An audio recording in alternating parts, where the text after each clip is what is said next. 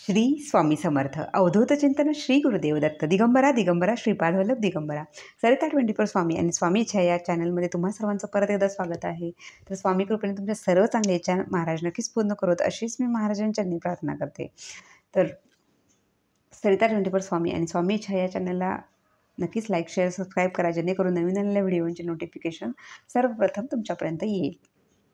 तर येत्या गुरुवारी दोन महत्त्वाच्या सेवा कुठल्या आहेत, तर या गुरुवारचं महत्त्व काय आहे, गुरुपुरुषामृत योगाला कुठल्या सेवा कराव्यात याबद्दल आजच्या आपल्या व्हिडिओमध्ये आपण माहिती घेणार आहोत. तर येत्या गुरुवारी म्हणजेच 22 फेब्रुवारी 2024 या रोजी गुरुपुरुषामृत योग आहे. तर अतिशय महत्त्वाचा हा योग आहे. असं म्हटलं जातं की ज्योतिषशास्त्रानुसार जेव्हा गुरुग्रह हा पुष्य नक्षत्रामध्ये प्रवेश करतो तेव्हा अलभ्यासा लाभ होतो आणि त्याला म्हणतात गुरुपुरुषामृत योग. तर हा शास्त्रीयदृष्ट्या किंवा पंचांगकारक यांच्या दृष्ट्यासुद्धा अनन्यसाधारण महत्त्व या गुरुपुरुषामृत योगाला आहे. तर पहा, गुरुपुरुषामृत योगाचं असंही महत्त्व आहे की ज्यांना बऱ्याचदा असंही म्हटलं जातं की गुरुपुरुषामृत योग म्हणजे सोने खरेदी करणे, चांदी खरेदी करणं. तर याच्यामागचं रिझन असं आहे की आपण असं म्हटलं जातं की या दिवशी जे आपण एखादी वस्तू किंवा महत्त्वाचं म्हणजे काय सोने किंवा चांदी खरेदी करतो, म्हणजे ते तुमच्या ऐपतीप्रमाणे असेल तर ते मी 1 ग्रॅम घ्या, 1 तोळा घ्या, काही किंवा अर्धा ग्रॅम घ्या. ते तुम्हाला यथाशक्ती तुम्हाला जे शक्य आहे ते तुम्ही जर घेतलं तर आपल्याला आयुष्यभर कधीही ते सोनं किंवा ती जी काही वस्तू असेल ती विकायची वेळ आपल्यावर येत नाही. तर बऱ्याचदा महिला असंही करतात की प्रत्येक गुरुपुरुषामृतवर योगावर त्यांना जसं जमेल तसं त्यातून त्या अर्धा ग्रॅम किंवा 1 ग्रॅम असं काहीतरी सोनं साठवत जातात आणि त्याची काहीतरी एक साधारण मोठी वस्तू अवश्य करतात. त्याचं रिझन हेच असतं की त्या दिवशी घेतलेली जी काही आपण सोनं किंवा चांदी असते तर ती विकायची वेळ आपल्याला कधीच येत नाही. असा हा गुरुपुरुषामृत योगाचा महत्त्वाचा एक उपाय मानला जातो. तर त्याचबरोबर तुमच्या घरात जर अडचण असेल, आर्थिक अडचणी असतील, म्हणजेच घरात खर्चाला पैसे जास्त लागतात किंवा तुमच्या मुलांच्या फीज भरायच्या आहेत, घरात घर खर्च तुमचा मासिक खर्च जो काय आहे तो जास्त होतो आहे आणि तुमची येणे जे आहे ते कमी आहेत आणि जे म्हणतो ना कमवणारे कमी असतात आणि खाणारे खूप जण असतात अशा वेळी, किंवा असे अजून तुमचा घराचा हप्ता आहे, तुमचे अजून काही लोन आहेत, तर ह्या केसमध्ये आपल्याला बऱ्याचदा पैशांची आणि आर्थिक चणचण भासत असते. तर लक्ष्मीप्राप्तीची ही सेवा आपण अवश्य या गुरुपुरुषामृत योगापासून सुरू करूया. तर ज्यांना ज्यांना असे प्रॉब्लेम्स आहेत त्यांनी अवश्य 24 दिवसांच्या ह्या सेवेला कोणीही करू शकता सुरुवात. ताई असतील, दादा असतील, मुली असतील, मुलं असतील, कोणीही सुरू करू शकता. याला वयाचं बंधन नाही. तुम्ही विधवा आहात किंवा तुम्ही खूप वय झालेलं आहे तरी तुम्हाला जमत असेल तर करू शकता, आवड असेल तरी करू शकता. तर पहा ही सेवा काय आहे. तर गुरुपुरुषामृत योगावर आपल्याला हा योग सुरू होतो पहाटे, म्हणजे सकाळी 6:48 ते साधारण 4-4:30पर्यंत हा 4:43 साधारण हा मुहूर्त आहे. तर ह्या दिवसभरात तुम्ही कुठलंही महत्त्वाचं कार्य करू शकता. तुमची जागेचे व्यवहार असतील, घराचे व्यवहार असतील, तुमचे महत्त्वाचे ॲडमिशन्स असतील किंवा अजून काही महत्त्वाच्या गोष्टी असतील तर ते व्यवहार तुम्ही गुरुपुरुषामृत योगावर अवश्य करू शकता. तसा पाहिलं तर हा पूर्ण दिवस खूप महत्त्वाचा असतो. कुठलंही महत्त्वाचं काम तुम्ही करू शकता या दिवसभरात. तरीसुद्धा त्यातल्या त्यात शुभयोग म्हणजे हा सकाळी 6:43 तो साधारण 4-4:30 हा मुहूर्त महत्त्वाचा मानला गेला आहे. तर एक साधारण तुम्ही पहिल्या दिवशी फक्त तुम्ही गुरुपुरुषामृत योग जेवढा दिलेला आहे त्या काळातच ही सेवा करा आणि दुसऱ्या दिवसापासून तुम्ही एक सेवेची महत्त्वाची वेळ ठरवून घ्या. सकाळ किंवा दुपार, संध्याकाळ जे जमेल ती एकच वेळ तुम्ही ठरवून घ्या 24 दिवसांसाठी.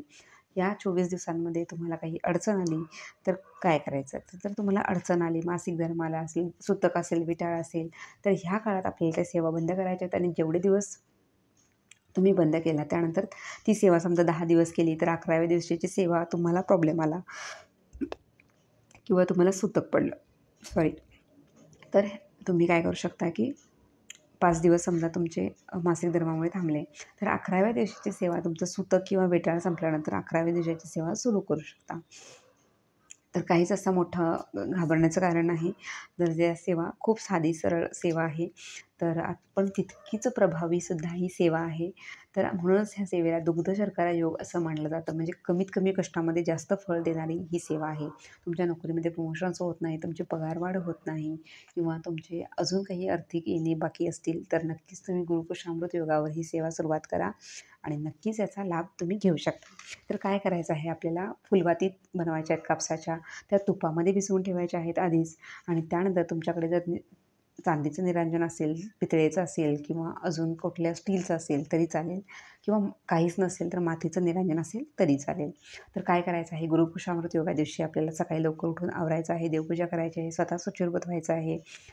शक्यतो जर तुम्हाला पिवळे वस्त्र परिधान करता आले तर ठीक, नसेल तर तुम्ही स्वच्छ धुतलेले कपडे घालायचे आहेत, देवपूजा करून समोर आसन मांडायचं आहे आणि आपण पूजेला बसायचं आहे. तर ही सेवा काय करायची आहे, तर आपल्याला पहिल्या दिवशी एक तुपाची फुलवात घेऊन ती प्रज्वलित करायची आणि ही सेवा करायला बसायचं आहे.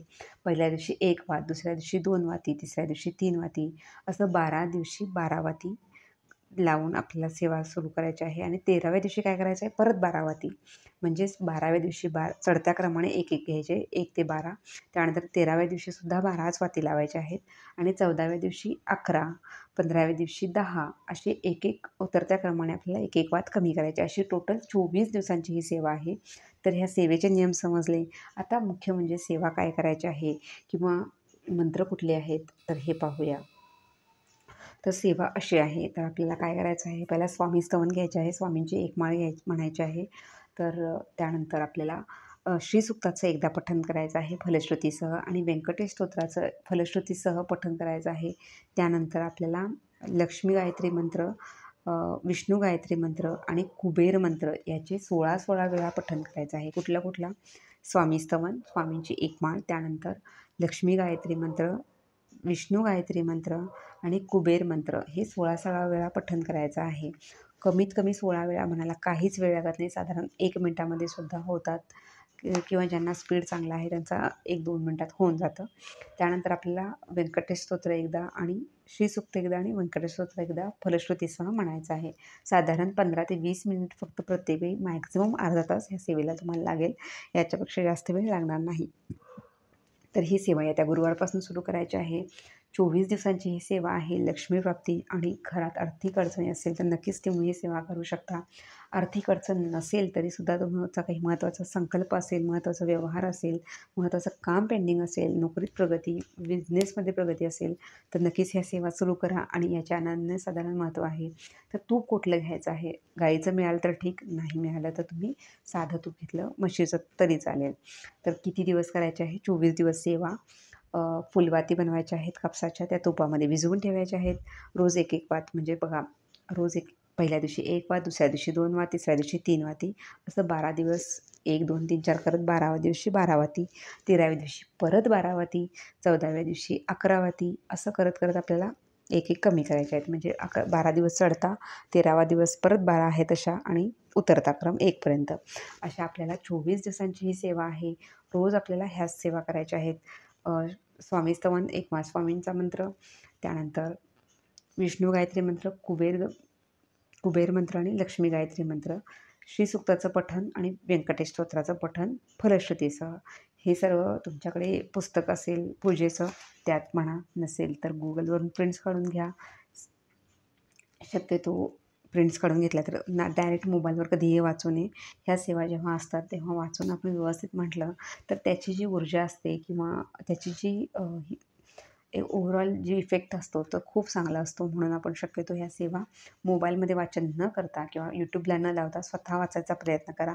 त्या व्हायब्रेशन्स, त्या लहरी आपल्या पूर्ण बॉडीमध्ये एक वेगळीच ऊर्जा निर्माण करतात आणि ते जे उच्चार असतात त्याच्यामुळे आपण पहिल्या दिवशी आपलं चुकेल, दुसऱ्या दिवसापासून तुमच्या हळूहळू उच्चार सुधारतील आणि तुमच्या सेवासुद्धा खूप सुंदर होतील आणि ह्या सेवेचा आनंद, तो परमानंद तुम्हाला मिळेल. तर ही सेवा नक्कीच सुरू करा आणि याचे लाभ काय होतात नक्कीच मला कमेंट्स करून सांगू शकता. तुम्ही जर सेवा ही आधी केली असेल तर त्याचीही तुम्हाला काय प्रचिती आली, काय अनुभूती आली, हे नक्कीच मला तुम्ही कमेंट्स करून सांगू शकता. तर व्हिडिओ आवडला असेल तर नक्कीच लाईक, शेअर, सबस्क्राईब करा आणि तुम्हीही तुमच्या जवळच्यांना नक्कीच ह्या गुरुपुष्पामृत योगाच्या सेवेबद्दल सांगू शकता.